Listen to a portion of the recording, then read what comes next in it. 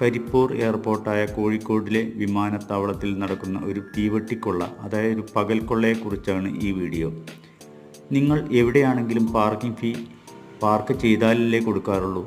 എന്നാൽ കരിപ്പൂർ എയർപോർട്ടിൽ നിങ്ങൾ ആളെ ഇറക്കി ഒരു സെക്കൻഡ് പോലും അവിടെ നിൽക്കാതെ വന്നാലും നിങ്ങളുടെ വാഹനത്തിന്, അതായത് ഓട്ടോറിക്ഷയ്ക്ക് മുതൽ വലിയ വാഹനങ്ങൾക്കെല്ലാം, ഓട്ടോറിക്ഷയ്ക്ക് 50 രൂപയാണെങ്കിൽ വലിയ വാഹനങ്ങൾക്ക് 50, 100, 150 വരെ പിടിച്ചു വലിച്ചു വാങ്ങുകയാണ് ഇവിടെ. തനി തോന്നിവാസം എന്നല്ലാതെ ഇതിനൊന്നും പറയാനില്ല. പാർക്കിംഗ് എന്നത് പാർക്ക് ചെയ്യുമ്പോഴല്ലേ കൊടുക്കേണ്ടതുള്ളൂ.